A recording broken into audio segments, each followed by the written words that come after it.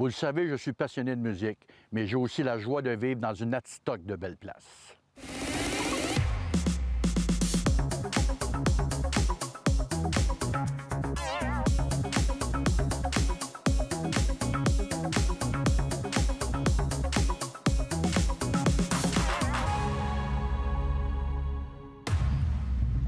Bonjour, bienvenue à l'émission Une Atstock de belles places. Au cours des derniers mois, 2 nouvelles places publiques ont fait leur apparition sur le territoire de la municipalité d'Adstock. Située dans le secteur de Sacré-Cœur-de-Marie, la première place publique offre de nouveaux aménagements comme des aires de repos et rehausse par le fait même le caractère patrimonial de l'ensemble du village grâce à des panneaux historiques qui avaient été installés auparavant.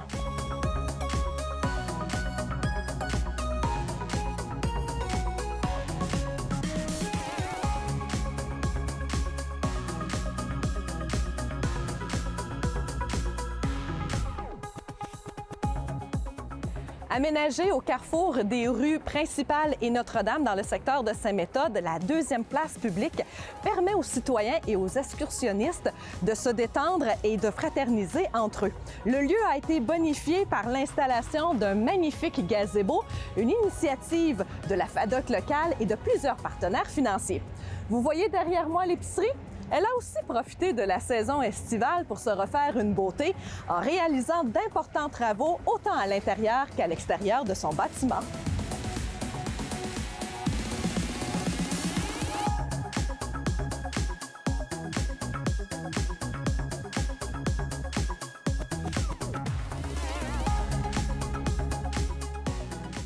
Toujours dans le même secteur, le comité organisateur du Défi 80 a accueilli cet été pas moins de 600 coureurs lors de sa 8e édition. Curieux de voir à quoi ressemble la préparation d'un tel événement, le technicien de l'émission et moi, nous nous sommes levés aux petites heures du matin pour constater la mobilisation du milieu qui se cache derrière ce grand succès sportif. Retour sur un rassemblement très attendu pour les adeptes de la course, mais également pour la communauté adstockoise.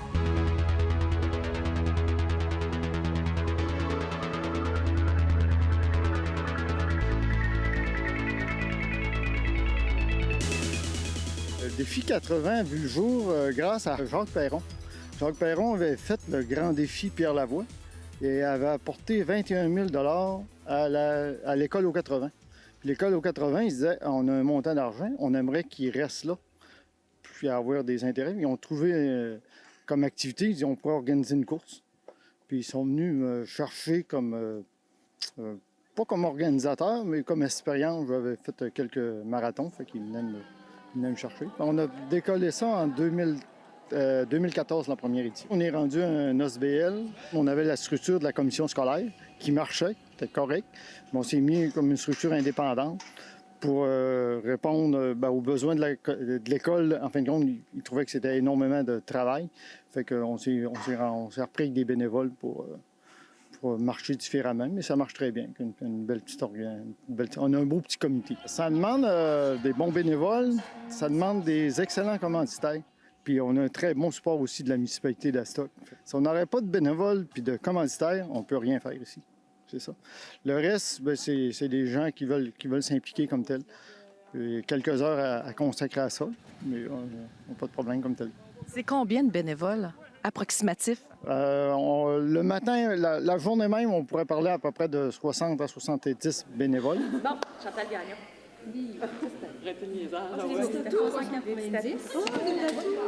En quoi le défi 4 se démarque-t-il des autres courses? Nous autres, c'est dans toutes les courses au Québec, je dis souvent, on est la moins chère.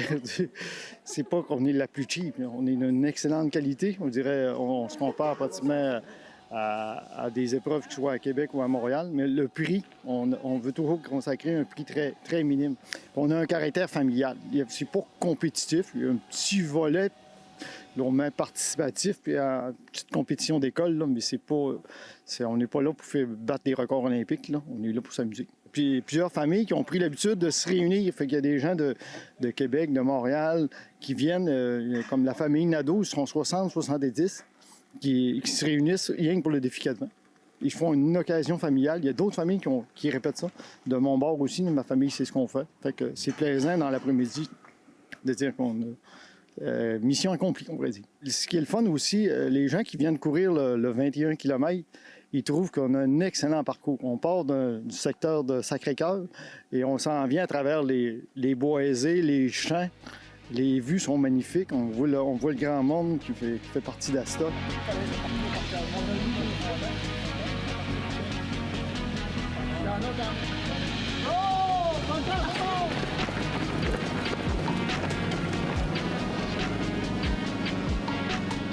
C'est notre 8e édition, 8 journées de beau temps.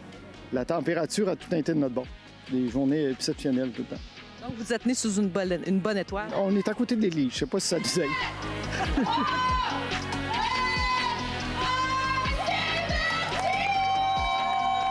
On apporte des fonds qui sont tous retournés à la communauté, à Stock, à la communauté dans tous les secteurs pour les jeunes. C'est ça, on dit 18 ans et moins. Là, s'ils nous proposent des activités, ils veulent avoir des subventions, des affaires de même, des commandites, on est très ouvert pour ça. On a 57 200 $ de ramassés en 6 ans. On ramasse à peu près 10 000 $ par année, grosso modo. Au début, c'est l'école qui en prenait ça. On a fait la cuisine de l'école. On a subventionné une cuisine de 15 000 $. On a fait le terrain de soccer de l'école. C'était 35 000 $ dans ce temps-là. On a acheté des chandails, des équipements sportifs comme tels. Dans la communauté, nous autres, on a les chandails de hockey pour les jeunes. Ils portent nos chandails au défi 420. Au niveau Sacré-Cœur, on a subventionné un terrain de basket qu'ils nous ont demandé. Fait qu'on répond aux besoins des jeunes du milieu. C'est ça le but. Qu'est-ce qu'on pourrait vous souhaiter en dernier, M. Lapointe, pour le défi 420? Ça continue dans tout le temps-là, puis toujours du beau temps. Le beau temps, c'est toujours plaisant autant pour les bénévoles, les participants, comme tel. Bien, moi, je pense que tant et aussi longtemps que le départ se fera à proximité de l'Église, nous n'aurons pas de problème. Bon, on va l'espérer. Fier Atitoquois, M. Yvon Tardy a acquis il y a quelques années la résidence de ses parents située au lac Bolduc. C'est d'ailleurs à cet endroit qu'il peaufine son art pour la musique et plus particulièrement pour le saxophone. Jusqu'à maintenant, cet instrument lui a permis de vivre de belles aventures telles que parcourir les arénas du Québec ou encore se trouver plus d'une fois sur la scène du prestigieux Festival international de jazz de Montréal. Bien humble devant son grand talent, c'est avec un immense plaisir que je me suis entretenue avec lui sur le bord du lac Bolduc, ayant comme en arrière-plan le majestueux Mont Atitoque.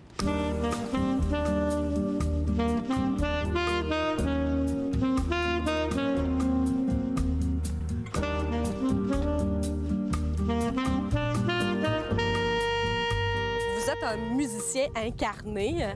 Pourtant, à 14 ans, vous avez demandé à l'un de vos professeurs de musique à quoi servaient des cours de musique. Qu'est-ce que ça représentait, la musique, à cette époque-là, pour vous? À cette époque-là, ça ne représentait rien. C'était des cours obligatoires. Et le professeur était Jacques Girard. Et on n'aimait pas ça. Personne n'aimait ça, la musique. Même vous? Même moi, je n'étais pas tannant. J'ai demandé à M. Girard, mais à quoi ça va nous servir, la musique? Il dit, attention, mon homme, attention, tu sais jamais ce qui peut arriver. Ma première note de musique dans une salle de danse était avec Jacques Girard, qui m'avait engagé. J'ai continué par après, mais j'avais commencé avant avec M. Ernest Huard. Il a sorti un saxophone ça brillait, ça. Qui veut jouer de ça? Tu le veux à la main.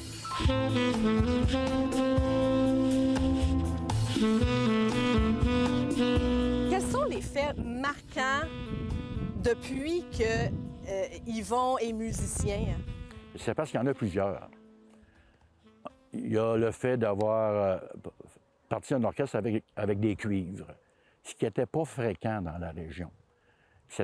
Quand les gens voyaient ça, ils disaient, c'est un orchestre qui vient de Montréal ou de Québec, mais c'est pas vrai, ça venait de Thetford. Puis il y avait des musiciens pour ça. Ensuite, l'association qu'on a eue, les musiciens, avec le sport. Ça a été marquant dans la région, les Castors de Sherbrooke, les fêtes de l'amiante, les fêtes des caisses pop, le tournoi Bantam, le tournoi intermédiaire. Ça a été marquant parce que c'était unique. Tu voyais pas ça nulle part au Québec. C'était la musique que tu jouais pendant la partie de hockey et des intermissions. Mettons que c'est des Castors de Sherbrooke, par exemple. Contre un but, mais là, on réagit de l'autre. Puis il faut faire réagir la foule. Mais pour être capable de faire ça, tu dois posséder tes partitions par cœur et tu dois aimer le sport. On ne faisait pas juste remplir un trou musical, on animait. C'était l'ambiance que tu créais. S'il y avait un combat, on mettait une pièce en conséquence. Si on allait en supplémentaire, on gagnait, on mettait une pièce. Les gens nous appelaient et disaient « On a gagné, c'est parce que vous étiez là. » Mais c'est pas vrai.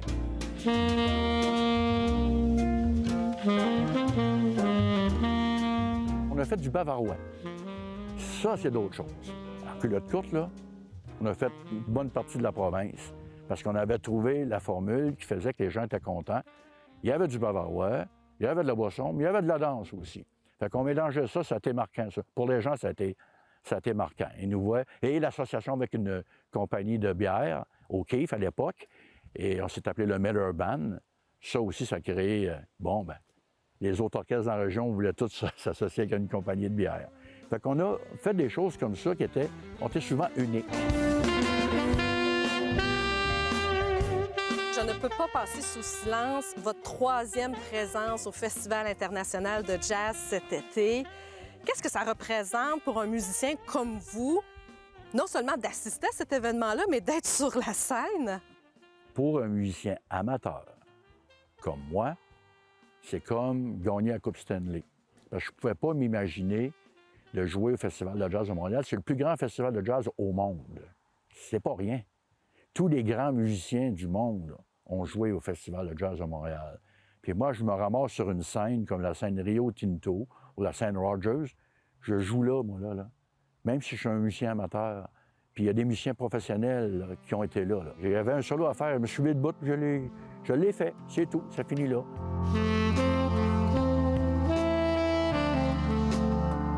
Qu'est-ce que vous retrouvez dans la musique que vous ne retrouvez pas ailleurs? Les émotions. J'ai toujours dit, moi, que la musique, tu apportes des émotions, mais tu en reçois.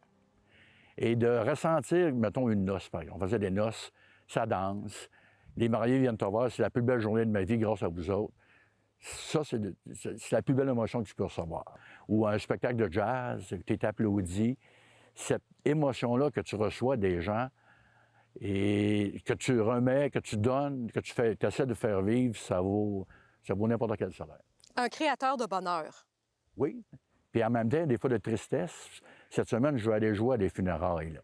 Là aussi, tu apportes des émotions. Tu les fais pleurer, hein? Mais ils sont quand même contents. Ils ont eu une belle funéraille, quelqu'un qui aimait, de belles émotions. Même si tu les fais pleurer, ils sont contents.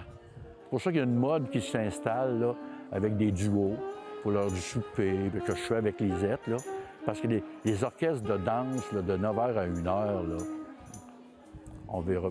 On l'a vécu avant la pandémie anciennement le Club d'Aramis. On avait fait des soirées, on appelait ça la soirée des entreprises. Ça marchait, là. Mais tu n'auras plus de ça. Je trouve ça de valeur pour les musiciens et pour le monde. C'est pas le même plaisir. On dirait que c'est un faux plaisir.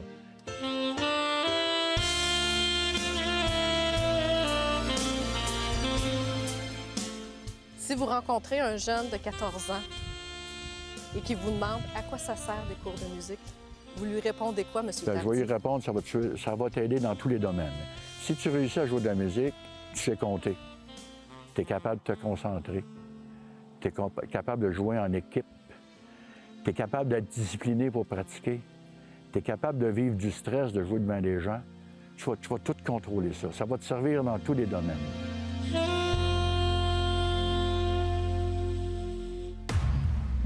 Voilà, c'est ce qui complète une autre belle aventure du Natstock de Belle Place. Merci de votre fidélité et merci de nous suivre mois après mois. Sachez qu'il est possible de revoir nos productions télévisuelles en consultant la programmation de Nous TV pour connaître les heures de rediffusion, en se rendant sur la page Facebook de la municipalité d'Adstock ou encore en cliquant sur l'onglet Découvrir Adstock au www.adstock.ca. Merci beaucoup, à la prochaine!